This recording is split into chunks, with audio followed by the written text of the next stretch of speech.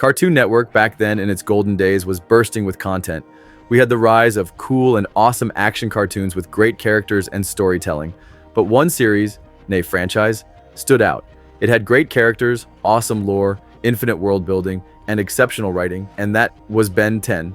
Ben 10 first hit our screens in 2005, and it's no secret how much of an impact it had on kids, myself included.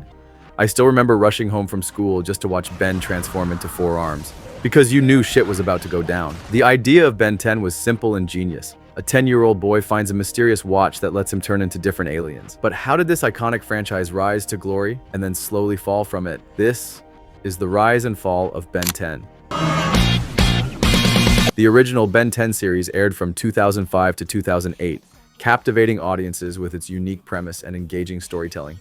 The show followed a 10-year-old Ben Tennyson who discovers the Omnitrix, a watch-like device that allows him to transform into 10 different aliens.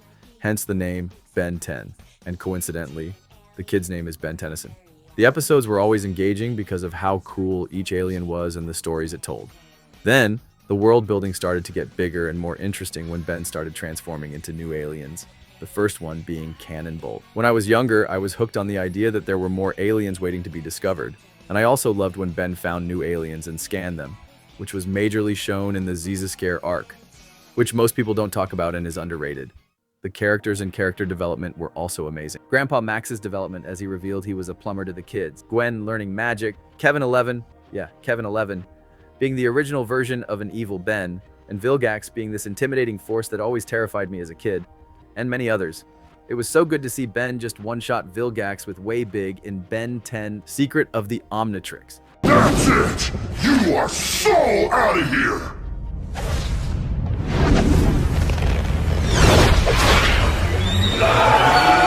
The show was so good due to its crazy world building, sometimes insane foreshadowing, exciting action scenes, amazing stories, and flashy transformations. And the story and lore just got more and more interesting as the series continued. And leave a comment below. Who are your favorite Ben 10 aliens and why? Also, please leave a like and subscribe while you're down there.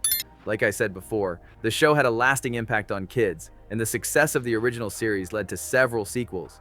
And not too long before the original series ended, we got Ben 10 Alien Force. This series is set 5 years from the original show. Just by seeing the first episode, you knew this was not the show you grew up watching. This series took a more mature approach. The colors were darker, the tone was more serious, and I loved it. New aliens, a brand new story and lore. It was everything a sequel was meant to be. Keeping true to the original lore with minor retcons and expanding on it more with new aliens and story arcs. When the show started, it wasn't afraid to experiment and try new stuff. Like looking back, how did they get away with stuff like this? Introducing brand new aliens with different powers, Grandpa Max missing, Kevin becoming a good guy, and a guy who attracts girls and sucks their life force. Yeah, in a kid's cartoon. On paper, this all sounds extremely risky, but the fans loved it. One of the reasons is because most kids who grew up watching the OG series didn't stay kids forever, and it appealed to them, and even a few adult audiences, because of its mature take on the character.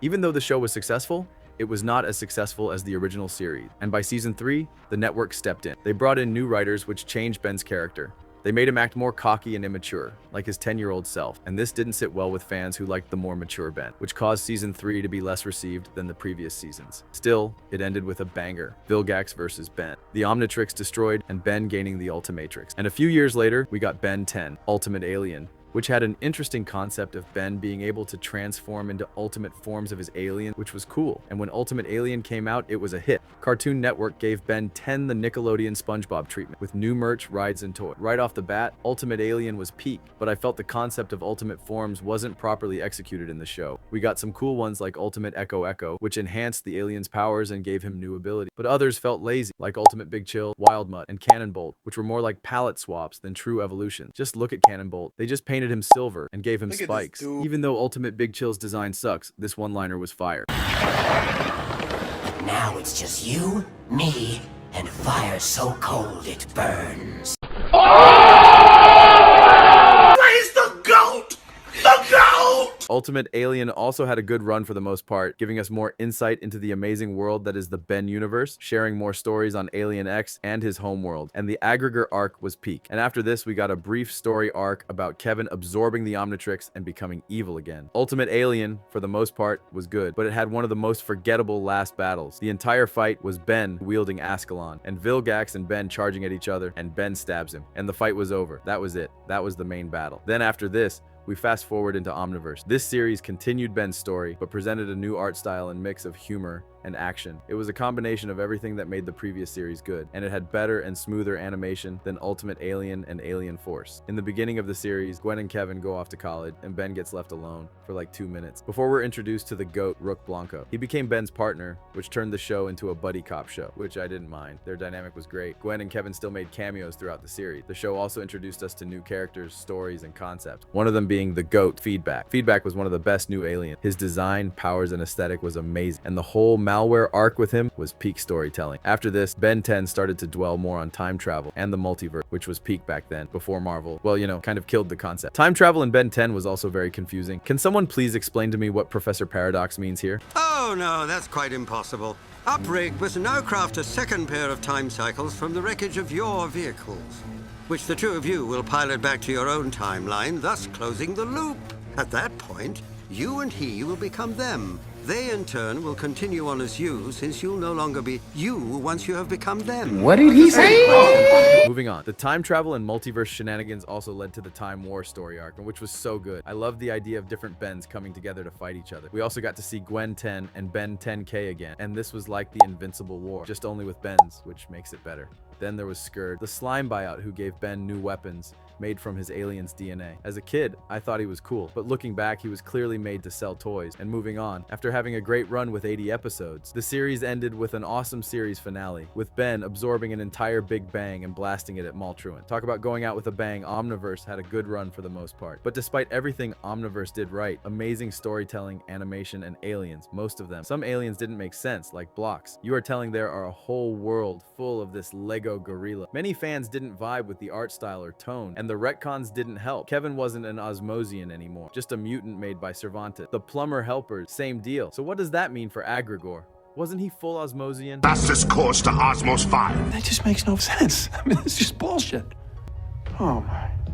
The inconsistencies, retcons, and art style hurt the show's legacy, even though the heart of the series was Osmosian. The inconsistencies, retcons, and art style hurt the show's legacy, even though the heart of the series was still strong. Still, I personally think Omniverse had some of the franchise's best stories, animation, and aliens. It was just overhated back then, which I don't think is still the case now. And what really landed the final hit in the fall of Ben 10 was the Ben 10 reboot.